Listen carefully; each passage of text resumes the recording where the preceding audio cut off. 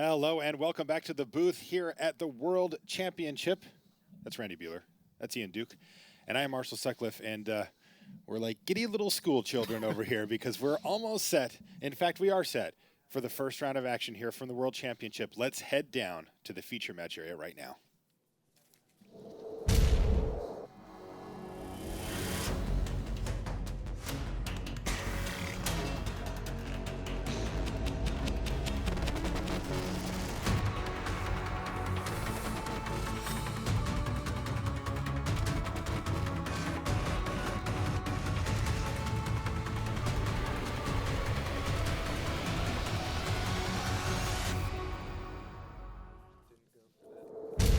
Hello and welcome to coverage of the World Championship. I'm Marshall Sutcliffe in the booth with Randy Buehler and Ian Duke, and we are ready for round one. Let's meet our players. Yuuya Watanabe, Japan. Top point, Asia Pacific. Mike Sigrist, United States, 2014-2015 Player of the Year. Said that pretty quickly, but that was our Player of the Year, Mike Sigrist there. Of course, you saw he's facing off against Yuuya Watanabe. We'll get a look at our players in just a moment here. There's Yuuya as he's scoping out that opening hand. Every single list I saw, who's going to make top four, who do you like in this tournament, everyone starts with Yuuya. Yeah. He was the #1. I think he's the biggest favorite in the field. I think he's the most common first pick in sort of all the fantasy drafts that were going on. And I didn't see anybody who didn't have him in their top four. I agree. Yeah. Now, on the other side of the table, you know, relative newcomer to this level of play, right? This is Siggy's first World Championship. This is sort of his breakout year was last year. And he is our Player of the Year, and these guys are ready to go. So what are we looking at here as far as decks? Ian, I see that you're holding Yuuya Watanabe's deck list. What did he come up with for this Modern Masters 2015 deck? So he's a pretty traditional black-white Spirits deck. His deck list looks really solid. He's got a lot of redundancy, 5 copies of Kami of Ancient Law. And 1 on the battlefield. And what I'm really excited about is 4 copies of Waxmane Baku. 4 of them? Yeah, 4 of them. This is one of the Holy premium smokes. commons you're looking for when you draft this archetype. It sort of charges up each time you cast a Spirit or Arcane spell and can tap down creatures. Now, for people watching live, they'll have a good idea of what Mike Sigrist is up to with his deck, Randy, but can you give us an overview on what he's doing for people that weren't? Yeah, it's blue-white affinity. He has a lot of artifacts and a lot of cards that take advantage of the fact that he has a lot of artifacts in play, including that one right there, Cranial Plating. Probably the biggest bomb in his deck, and he got past it 4th because he identified that nobody on his right wanted the artifacts. Interestingly, Brad Nelson is apparently the other artifacts player at the table, was 2 to Mike's left. So Brad getting, you know, filtered by Siggy, but Siggy had about 5 seats open. Okay, so we see some early action here, a flurry of trades from both players as Kami of Ancient Law ends up hitting the graveyard there for Yuuya. It traded with a Court Homunculus. And it looks like an Oblivion Ring has taken down a Waxmane Baku as well, leaving both players with only lands on the battlefield. Sigrist does have a Cranial Plating, but nothing currently to attach it to. I think he might be changing that here. No, he isn't. He's actually playing Thoughtcast to draw a couple of cards. And it looks like he's just had one of those mana-heavy early draws here for the Affinity deck. You know, the deck can be so mana-efficient that if you draw a few 2 extra lands, you can run out of gas, and that's where Thoughtcast comes in handy. Moonlit Strider is the play for Yuuya Watanabe as the players kind of settle into this game 1 and figure out who is in what role and how this thing's actually going to play out. Yeah, I only count 14 creatures in Siggy's list, and he did wind up playing both copies of Thoughtcast. Okay. So this is probably not atypical. I mean, you're counting the idols and stuff too, right? Oh, I count this. Yeah, yeah. So a couple interesting things about this particular matchup, these decks here. First is that Sigrist has 2 copies of Oblivion Ring. Yuuya actually has 5 copies of Kami of Ancient Law, so those Oblivion Rings are not going to be as effective as usual. Yeah. Also, Sigrist is a little bit heavy on equipment, as we see here, and the Waxmane Bakus are going to be really effective at tapping down equipped creatures. Okay, so that'll be something that will... Yeah, you know, whenever you try to, you know, we call it like a Voltron, right? A battle cruiser. You pile on a bunch of equipment onto one creature and try to attack for a bunch. Yeah, those Bakus can really do work against that strategy.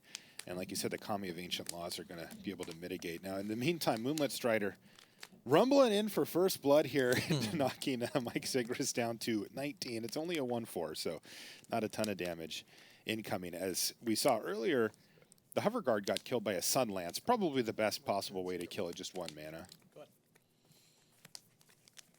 Let's see what the follow-up play is here for Sigrist. Is he's trying to get a threat on the battlefield, and he's found one. It's a Glinthawk idol. Yeah, I think these flying creatures are going to be Sigrist's best asset in this matchup.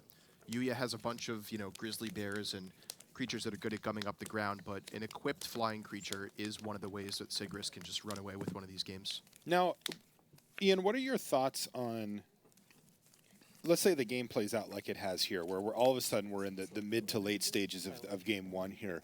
Who does it favor if the game goes long?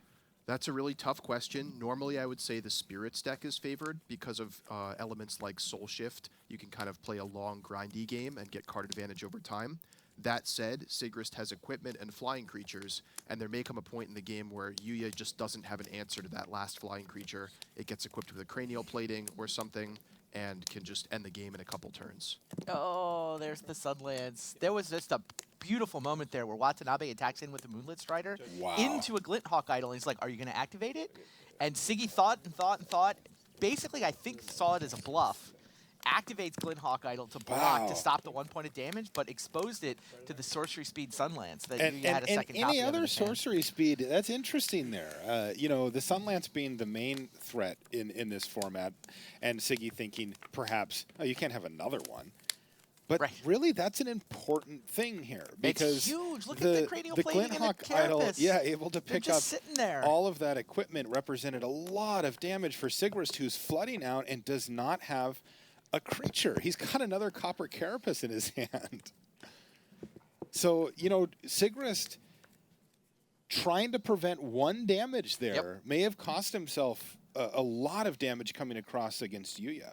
That's right, and one more huge thing is Yuuya actually has a copy of Pillory of the Sleepless waiting in his hand, which will take care of Sigrist's next creature, but couldn't take care of the Glinthawk idol. Oh, good point. The Glinthawk idol would be doing 1,000,000 damage right now. Yeah, they're looking right now. Both of them were reading They're trying to figure out if you can sack a Moonlit if Strider you can without sack a creature it to without a target. creature to target. Yeah. Well, I think it can target itself is the answer. And here's Death Denied to get back both of the creatures. So what he did is he used his Moonlit Strider.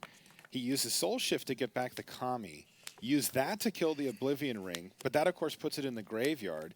And then he used Death Denied to get back both of them. So, I think your first instinct was right, Ian, as far as grinding it out in the later part of the game, especially given the draw that these guys happen to have here.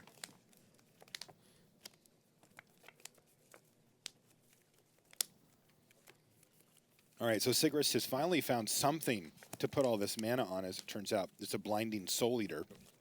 One of his better cards, especially in a scenario like this where he can just throw a bunch of equipment on it. But, you mentioned it earlier, Ian, and we're seeing it here. There's already a key counter there on the Waxmane Baku threatening to blank an entire attack step Can we get tokens? from Sigrist. Oh, green and sec specifically if you have them. One per round? Yep, and more on the way, as we know, after that Death Denied to restock his Spirits. Moonlit Strider's the draw. Thank you.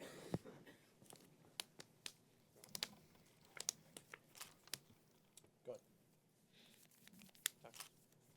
Okay, well, there's the Moonlit Strider. That's going to get another counter on. It's going to get in for a couple of damage here. So slowly, Yuuya Watanabe mounting a card advantage offensive and even starting to peck away for some damage here.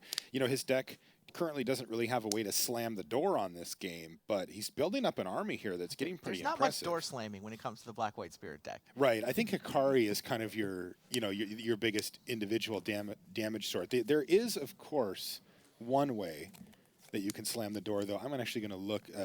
Let's see if Yuuya has the best possible way to slam the door on the game here. I don't want to say it unless he's got it. And he doesn't. It's, of course, Devouring Greed, but Yeah. he doesn't have that, so he's going to have to go the long route, it looks like. All right, here's a little bit of card advantage back in Mike Sigrist's direction, potentially, though, as he plays a Fairy Mechanist. Yeah, that's kind of exactly what he wants. Yeah, right? It gives him an evasive threat to spread out some of that equipment on, and also keeps his hand flowing. You have to reveal it, Mike. Yeah. There. I was putting these down. Yuuya says, I'm interested. And he picked up a Frogmite, it looked like, Yeah. which he can play for free here. leaving him some mana left over to start equipping things.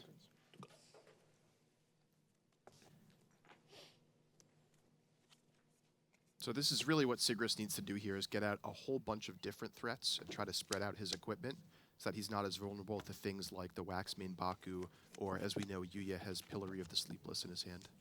I think we'll likely see the Pillory take out the Fairy Mechanist just to shut down the flying creature. All right, so Yuya's doing some math here to figure out how much the How big cranial is that plating. cranial plating? Well, Yeah. there's a potential attack from the Soul Eater coming up here, and Yuuya has to decide whether he wants to use a key counter off the Baku. Would assume yes, given I would that, assume yes yeah, as well. it looks like Sigrist has piled on a Copper Carapace and the plating. Oh, interesting. He's going to get pretty aggressive here and actually tap down Wow. both creatures using both key counters. No blocking for Frogmite. Interesting. Yeah, and that's going to prompt Sigrist to move over the plating in his second main phase onto the Fairy Mechanist before passing the turn back. There's actually no reason Siggy needed to play the Frogmite pre-combat. I guess it doesn't really It matter. didn't matter because he knew, I guess, yeah. You know, Yuuya knew it was coming anyway. Yeah, Pillar of the Sleepless on the Mechanist and Crunch. Also, you know, an interesting interaction here, Ian, if you're in Yuya's seat, is the Moonlit Strider, right? You could sacrifice it to give a creature protection from a color until end of turn, but most of his opponent's creatures don't have a color. So, That is true. you know, a lot of times you'll see it punch through some damage in the end or something like that, but I don't think that's really going to be an I option think here. Moonlight Strider's sacrifice ability is the Soul Shift, not the Pro Color. Yeah, that is. I think generally that's true as well, Sure. but certainly in this matchup. No scuttles on the top of his curve, though, right? No scuttling death? No Scuttling Death. And no nameless inversion. Yeah, that's the key here, I think. I think if, you know, the one big critique of Yuya's deck is that he has 0 nameless inversion, which is an absolutely critical piece of the puzzle here for the Spirits deck. It is your best removal spell and is recurable with all of the Soul Shift creatures. Yeah. So The 4 Waxmane Bakus do help shore that up a little bit, and he For does sure. have 1 Oblivion Ring as well as the Pillory of the Sleepless that we saw. So Yeah. he's in an okay spot on removal, Yeah. but I agree he would really love to see nameless inversions. in the meantime, it's time to rumble.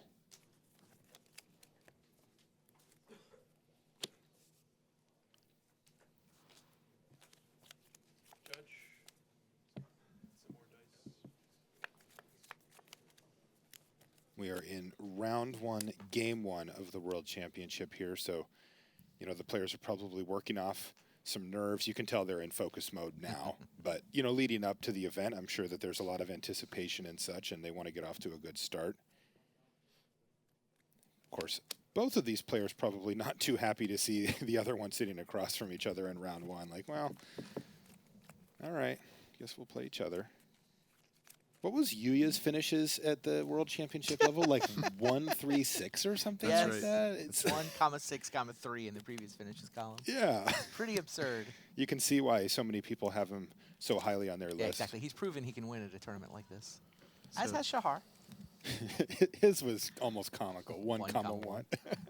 Looks like Sigrist has picked up a copy of Rusted Relic here, which is important because it's bigger than any of Yuya's ground creatures. So if Yuuya wants to get through and start attacking again, he's going to have to keep spending key counters from Waxmane Baku. I like that. I like that it doesn't need the equipment to be a potent threat here. I call him Rusty. I wonder if R&D did when they made it. You weren't in there yet, right? I was not. Before your time. This was Scars of Mirrodin, I think, in the original printing. Yeah, it was. But you know the group well enough. Do you think they called him Rusty the Relic? Or? Oh, I don't know. You never know what the playtest name I of the card see. was, It's- right? it's Before it two. got its All right. final one. I'll make Perhaps. that a homework assignment for later. I'll figure We it do out. have quite a lot of nicknames for cards. All right.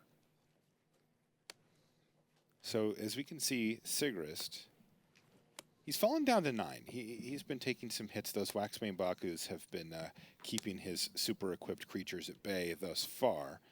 But, you know, it can be tough. The Waxmane Bakus are, they don't have infinite key counters available.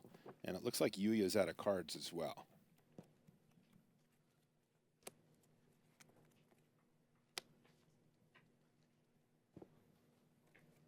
looks like Sigrist is going to tap something down. He's going to tap into Baku itself. Now, of note here, and one thing that really propels Waxmane Baku above its peers as a tapper is that it actually doesn't need to tap itself to tap down something else. You're just removing a key counter and paying it colorless. And as well, you can also remove multiple key counters. So take a look at it on the right-hand side of your screen if you haven't seen this card.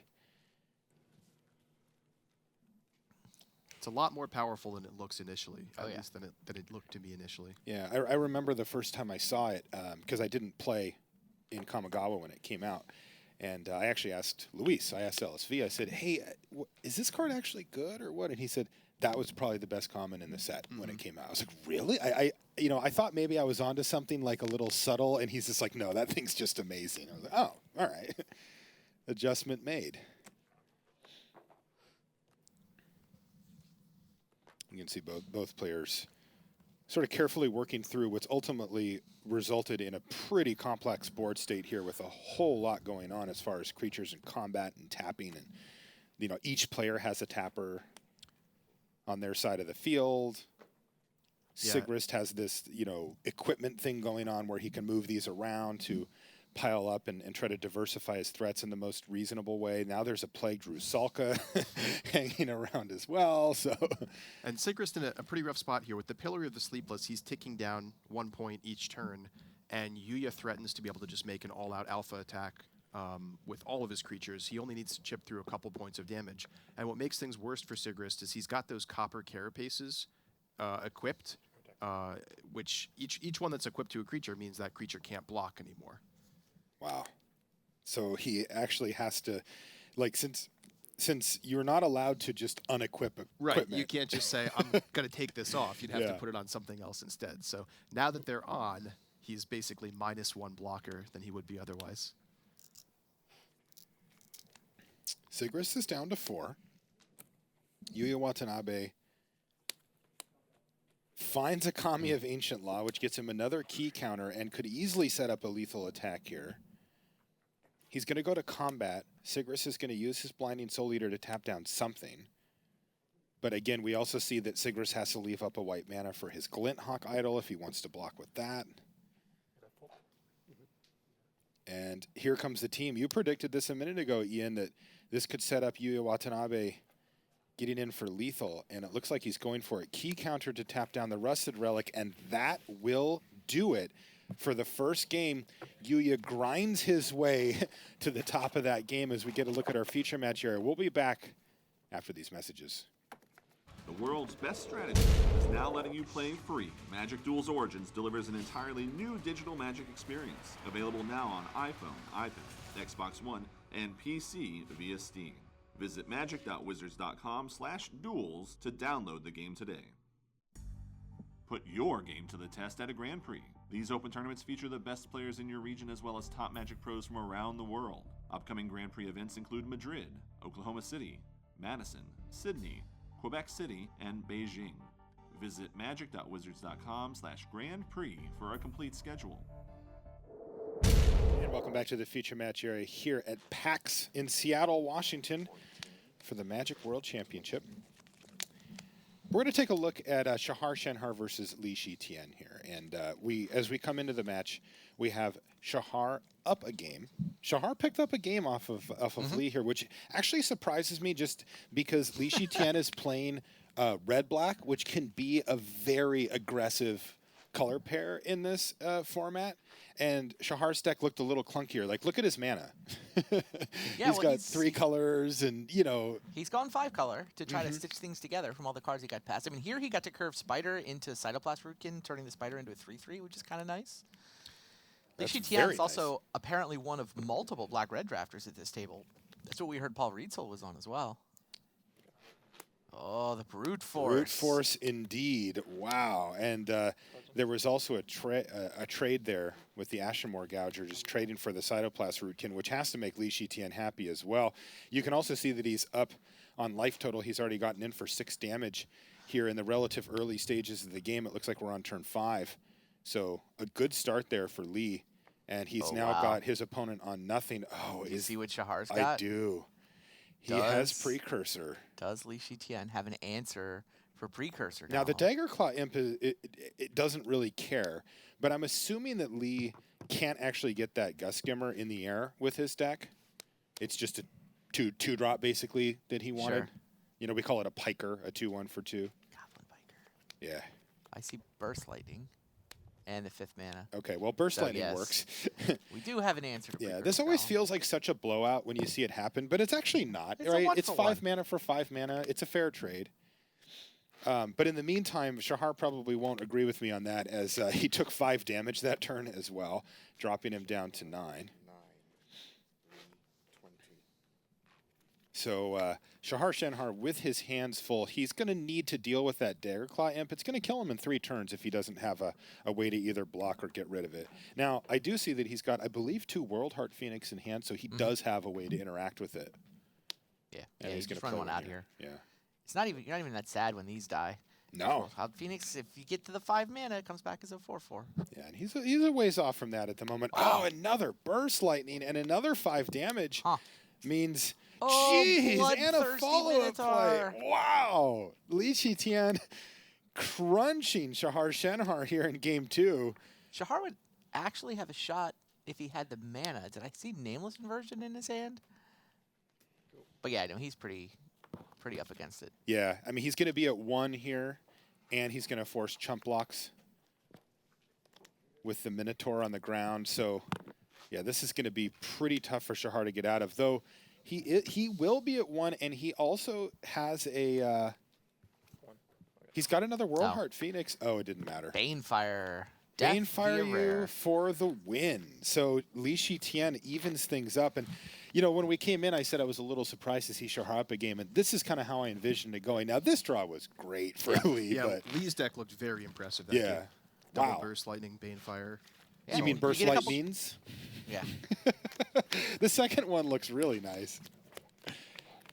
Back to our wide shot. You can take a look at some of our other tables. You see a Canadian fight Oh, yeah. up there on the back table. McLaren versus Hain. There's Steve Rubin on the left, playing against Yoel Larson, our most recent Pro Tour champ. And let's jump down there and take a look at Steve Rubin versus Yoel Larson. Looks like Rubin's up a game here. Yep. Yeah, we see a little red diamond there appear. Now, Rubin is clearly on Spirits. Indeed. And what is going on the other side? Is this It's green-white green-white tokens, tokens, it right? looks like? Yeah. I see a Creekwood Leech sitting there, which is always a good sign Oh, if yeah. you're if you're sitting on that side Let's of the make some table. 3/3 tokens. Yeah. What do you think? How about 1 per turn? I'm sure that seems reasonable to somebody. You It must doesn't have to to me. pay a lot of mana for that, right? To get a 3/3 token every turn? Yeah. How much mana does that cost? 0. Just spits them out. He's also got one of the best uncommons in the set with Selesnya Guildmage Oh, on yeah. his side as well, and the mana to use it. So Larson looks like he's in a really good spot. He will have to interact with the Restless Apparition, maybe, depending on what Steve has as far as mana drops go over the next few turns. But yeah. Wow, there's a Battle Grace Angel as well, though, with for Steve Rubin, which is an absolute house in this format. Why don't we jump back up to our main match? So it looks like they're just underway in game 2, and I want to see how this thing plays out of Yuuya Watanabe versus Mike Sigrist. Mike falling in game 1 to Yuuya, who just kind of ground him out. Pillory of the Sleepless getting in for some damage. Really just kind of played the Spirits game plan to perfection in I that feel like first that game. Sunlance on the Glinthawk idol was the moment. I do too. That was the moment where Yuuya just like took control of the match. Yeah. I mean, I think that as it played out, the Waxmane Bakus would have helped out. Yeah, I don't think he was just going to kill him with Yeah, Glinthawk idol wearing a but cranial that was plating, and the one Sunlance damage. would have gotten to do something. 1 damage when you're at 19. But it changed who was on offense. Absolutely. Siggy knew it was like he looked over and he had to make a read. Well, part of what complicated that is I think there was an Oblivion Ring on the board and a Kami of Ancient Law in the graveyard. So Sigrist might have thought Yuuya was just going to sacrifice the Moonlit Strider anyway. Sure. All right, but looks like both players with a nice little curve here. Kami of Ancient Law into Waxmane Baku for Yuuya, who can do this a startlingly consistent amount of the time, considering that he has 4 and 5.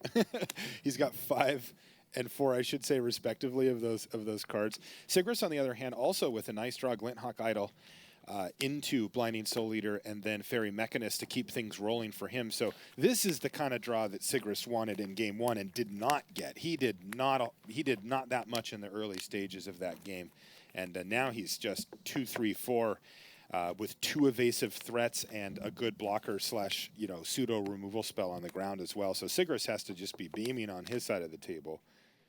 Now I can confirm that he's not, but that's just how he rolls. All right, it looks like Yuya's got a handful of action here too, though. I see an Oblivion Ring and a Sunlance, maybe a Moonlit Strider in there too. Possibly thinking about Sunlancing the Mechanist and Oblivion Ringing the Glinthawk Idol, which is otherwise a really hard card for him to deal with. Yeah, the Blinding Soul Eater is a long-term issue for him as well, so he's going to need to take care of that at some point. Down goes the Mechanist. This is going to line up attacks here. And it looks like Sigrist is considering blocking, but he's also considering not blocking here. Mighty Leap? Is that what he's thinking about? Yeah, I mean, 1/3s can block 2/2s relatively safely in this format. It's not like we're playing Origins. That's right. And he does. He does ultimately come up with the block. It could have just been his harrowing experience from game 1, where he's just like, I better put a little extra. Game 1, Yuuya dared me to block, and I did, and he wanted me to block. But he does ultimately come up with the block there.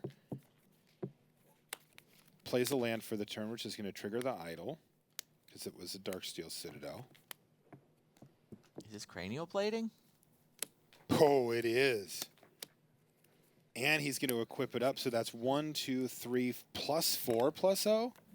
Not bad. Yeah, just hit for 6.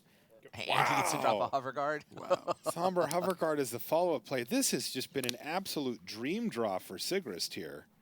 He's used up all of his mana every turn. So Yuuya does have an Oblivion Ring still, but we'll see what he's going to use it on. I mean, it's tempting to use it on the plating itself, but then you're leaving 2 flying creatures behind, or you could use it on one of the flying creatures, but then your opponent still has a flyer plus a cranial plating. So there's not really a great solution here for Yuuya. Cranial plating, one of the more just busted cards ever, right? Wow. It's just got to be on the short list. He's going to take out the Somber Hover Guard, Yeah, maybe Waxmane trying Baku's to take got the some big offense work to to do. him. He's basically relying on Waxmane Baku to tap the other flyer and not get hit by cranial plating. That makes a lot of sense, though, right? When you look at it and you say, okay, Waxmane Baku, especially if he can follow up with a Spirit in the next turn or two, He has he's to going to very have... quickly. Yeah, but he's got 2 Bakus, right? So all of a sudden now he's got multiple turns where the plating, whatever it happens to be on, doesn't do anything. And he's got 1 in the bank right now as well. Yuya's down to 10, but that attack drops Sigrist down to 14. This has been a cool game. It's always interesting when you look at the board and you feel like Yuya's behind and just trying to stabilize, Right. but really he's attacking. Right. It's also interesting that people don't talk about this Black-White Spirit decks as one of the good decks, and people talk about this as one of the weaker archetypes. Looks just fine in Yuuya Watanabe's hands. Yeah, I think this is one of the better decks. I mean, do Black-White you've Spirits in heard general? put that person in front of me. Who said this wasn't one of the better? This I is a usually good considered deck. it like middle of the pack, so maybe, Yeah, we'll split the middle difference plus, there. I would say. Yeah, So I mean, Sigrist, they can't all be Right. artifact decks or whatever. right. Sigrist, But interestingly, with an devouring Aether greed. Snipe here, so we could potentially see him. Yuya's going to have to be careful not to stack up too many key counters on one Baku, otherwise it might get Aether Sniped.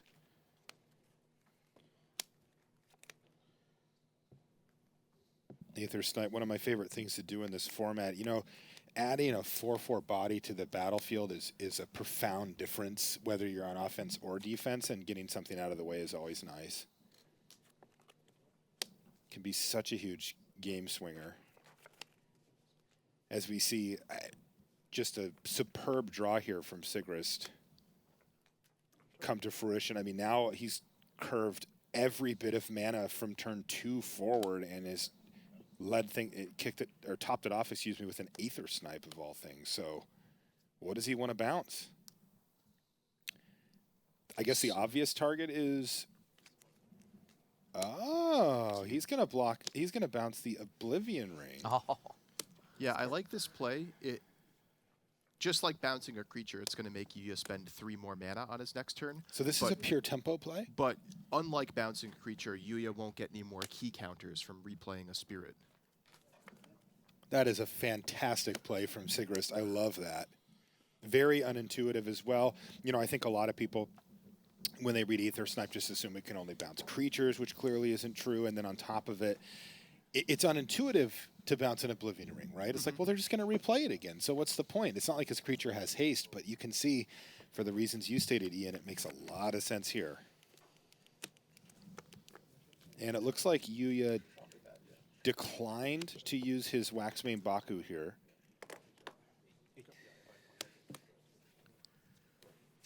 As the cranial plating is sitting safely on the battlefield, not equipped to anything. So this is starting to become a mana game pretty quickly here for Watanabe, who's got to manage the fact that he's going to want to redeploy the Oblivion Ring at some point and also get these key counters where they need to be. Uh-oh, Yuuya's doing math here. This is not good from Sigrist's perspective. So he let the Glinthawk Idol attack, but Yuuya's trying to figure out if he wants to use Baku post-attack to clear potential blockers. Yeah, I think Yuuya's at 8 now, right? Should be. Yeah, he did not use his Waxmane. Yeah, he is at 8. Look at that board state from Sigrist.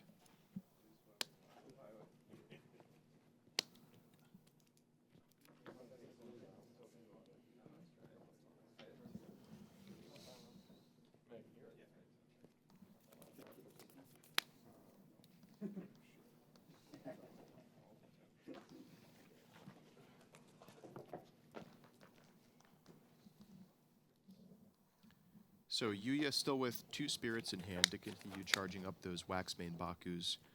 But this is really just like stemming the bleeding from his perspective. I mean, he still doesn't have a clear path to actually winning the game.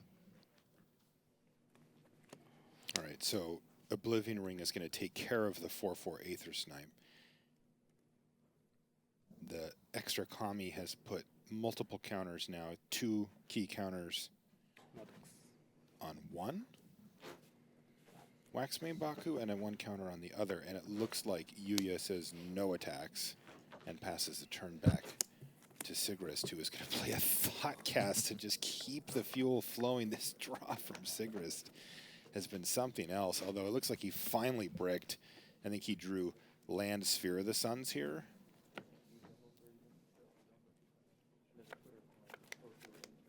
But the question is, what can he do with the board state that he's got right now?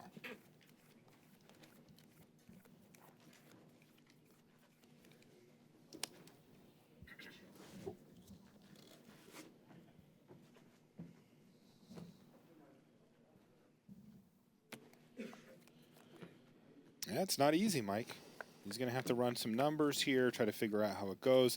One thing that he does get to know is, you know, he can say go to attacks, or, you know, make his Glinthawk Idol active, say go to attacks, and kind of force Yuuya to figure out what he wants to do with his key counters on the Waxmane Bakus ahead of time, and then Sigrist can plan ahead from there. He needs that piece of information before he can realistically proceed here. Unfortunately, there's no good way for him to make use of the cranial plating now, because whatever creature he equips it to is going to be the one that Sigrist chooses to tap. But that's not bad, right? Like, he could make his weakest, like maybe a creature that wasn't going to be able to attack at all, Yeah, that's fair. into a threat. Yeah, it's possible he might equip the cranial plating to a ground creature, actually. No, he does go for the Glinthawk Idol, so it looks like he's just going to try to use his flying attackers each turn. Okay. So he's going to force Yuuya to tap down the Glinthawk Idol here Yeah, I like this play. and Let's still him, get in with the Hover Guard. Lets him leave the Frogmite back as a blocker. Yuuya won't want to attack his Waxmane Bakus into something that can actually kill them. Now, one thing that you'll see from the Spirits deck with these Waxmane Bakus is that Yuuya might try to set up for an all-out attack by tapping down 2 attackers here to preserve his life total, maybe the 2 flyers or whatever, and then try to use Waxmanes on his turn to tap down the rest of Sigrist's team and set up like a 2-turn kill scenario or something like that. Mm-hmm. He's a little far away from that right now, with Sigrist still at 14. Yeah, he would need 2 attacks. 2-4-6-8, 2-4-6-8 would do it.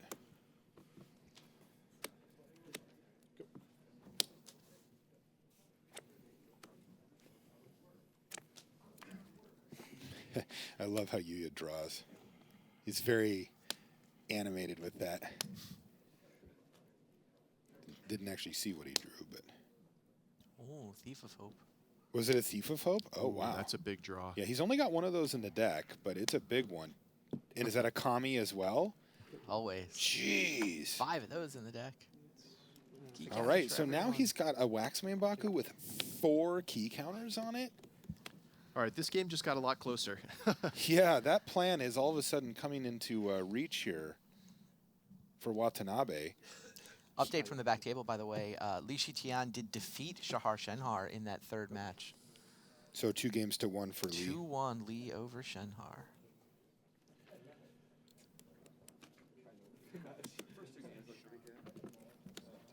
Yeah, and McLaren has also defeated Alexander Hayne 2-0. The So Lone Wolf. Yuuya with a big attack here. So sending in the team, again, I think he is trying to set up for this 2-turn kill, right? He's down to 5 as Sigrist now. And he's still got 1 mana and 4 key counters that he can just tap down Sigrist's whole team here.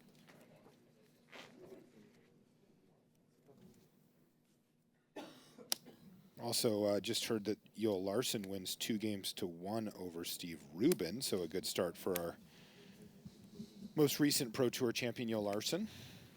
So looking at the combat math here, it looks like if Blinding Soul Eater taps Thief of Hope, and with the Cranial Plating on the Frogmite, now Yuuya can tap the Frogmite, and Sigrist would only have 5 points of attack. No attacks. With Yuuya at 6, that's not enough. Good. And Sigrist just says, all right, go ahead. And wow, there's a Sunlance there as well, though. Yeah, nothing to point it at currently. And in comes the team, lets you go to attacks, lets you go to blocks. And Yuya's like, this works out very well for me. Wow. And Yuuya Watanabe wins 2-0. How did he masterful. beat that draw from Waxmane Sigrist? Baku. Yeah. Unreal. Waxmane Baku, ladies and gentlemen. Wow. Short round of applause for our friend Waxmane Baku. I don't know what kind of Unbelievable. creature it actually is. I mean, it's a spirit, but it looks kind of like a lion with some type of weird... Yeah, all Anyway. the kami are kind of weird looking. Yeah. There's like stuff floating around their bodies. Yeah, well, as it turns out, it's match slips in in Yuya's favor in this case because he played that Waxmane Baku like a fiddle and found himself with a victory over what was ultimately a strong draw there from Sigrist. Like I said, looking at it, I mean, he went 2, 3, 4, 5, 6, and they were all quality cards as well. That was crazy. Welcome back to the booth. That's Randy Buehler, Ian Duke, Marshall Sutcliffe here, and How's that for a welcome to Worlds moment for Player of the Year, Mike Sigrist? no kidding. Here's Yuuya Watanabe. Yeah. Yeah, we know your deck's great, but here's Yuuya Watanabe. He's been here a couple of times. Yeah. Yuuya, the only player who's played all 4 of this new incarnation of Worlds. He's finished top 4 multiple times. The year, his worst year, he finished 6th. Yeah, his off year, you His know. off year, You can't bring he it was every a match time. off the top 4. Yeah, incredible stuff from Yuuya down in the feature match area. And Sigrist, though, with a very strong deck, he's going to just have to shake off a round 1 loss and get back on the horse here. And I think he will. You know, the deck looks good. I'm sure he's drafted the format a bunch. And also, he's probably drafted all the formats that make up this format a bunch, which help out, Also too. true. Yeah, he's a long-time American grinder, basically. I think, you know, if you play in this part of the world, you've probably encountered him before. as you mentioned earlier, he hasn't really shown himself on the big stage until this year. This is really his breakout year, but he's been around for quite a while, and he's definitely a very strong player. Yeah, he started things off by winning a GP. Sean McLaren, by the way, quietly winning that battle for Canadian supremacy on the back table versus Alexander Hayne. Yeah. Hayne had a lot of buzz coming into this weekend, but, McLaren finished 5th last year. As a lone wolf, working by himself, now he's got the experience of having done this before. He's comfortable in that lone wolf role. He knows how to prepare for tournaments by himself. I think Sean McLaren could make a serious run here. Whatever it is that Sean does to prepare, it works. It works Just keep doing it. very well. Yeah. Considering that, for the most part, if you look at the field as a whole, they've broken into teams of 3-4 players, somewhere in that range. Some twos, but yeah. And maybe even got some help, from testing team partners, that were willing to just say, sure, I'll play some matches with you. We'll make it work. And Sean, no, he's just in Rocky mode. He gets up, he drinks some eggs, he runs. Crazy to me. I mean, if you asked me, would you rather be on a team or go it on your own? I'd be team, easy, right? Yeah. For an event like this. But it seems to work for him, so more power to him. Yeah. And of course, a good start for him. Also, we did see that Shahar picked up the loss with his medium grade draft deck for the format. I mean, yeah, you know what? None of us would have been happy with that deck or that pool of cards. That's We right. didn't actually see how he ended up building it. But after watching him draft, we all kind of agreed, wouldn't really be thrilled with that pile. And it looks like Li Shitian was able to take advantage. That's got to feel good for Li Shitian, because now that's a guy, he is playing Worlds for the 3rd time, but he's finished last and he's finished next to last. Yes. So getting that first win, that has to make him feel better. I know that he really wanted to prepare differently for this tournament and try to put a better result together. This is not a level that he's had success on in the past, unlike Shahar, who's obviously proven that he's really good at this event. Right. Yeah, and so that's great for him. For the mentality, right? Exactly. You come in, and I mentioned it a minute ago, but there is a nerve aspect, right? I mean, this is like the most important tournament of the whole year for the people that get to play in it, and you want to get off to a good start. I mean, you always want that, but specifically here. All right, well, let's get an update of what's been going on at the news desk and Richard Hagan. Thanks very much to Marshall, Ian and Randy there with the call from round number 1 of 14. 3 of Modern Masters this afternoon. It's Modern all the way, 4 rounds of Modern. We come back tomorrow, Magic Origins draft for 3 rounds, and then it's Standard down the stretch before Standard on Sunday. So why don't we look at our 3 draft pods and we'll give you the results as we see them coming in. So we get to our big board. There is our feature match table. You see Seth Manfield, Brad Nelson, Ritzel, Shahar Shenhar, Li Shitian, Sigrist, Strasky and Watanabe. They were the players at the feature table. Here were the results. Seth Manfield defeated Andre Strasky by 2-1. Watanabe, we've just seen defeat Mike Sigrist 2-0. LST, Li Shitian, he's the winner over Shahar Shenhar, and Brad Nelson defeats Paul Ritzel by 2-0. Let's take a look at our next draft pod, see the names in that. If we can, and there's at the Sam Black table, and all those results are now in. Sam Black, in fact, was just about the last match coming in. So that was Sam Black defeating Kentaro Yamamoto. Palavita Dharma Rosa, he defeated Owen Turtenwald with a very interesting blue-black control deck. Magnus Lanto fell to Martin Dang of Denmark. Dang leads at 2-0 was his score there. And in the Canadian clash, it was Sean McLaren who defeated Alexander Hayne. One more table to bring you then, draft pod number 2. Let's take a look at that. And here are the scores. The winners, Larson, Muller, Saporito and Wilson. And the big news there, arguably, is to see Thiago Saporito defeat Eric Froelich in round 1 by 2-1.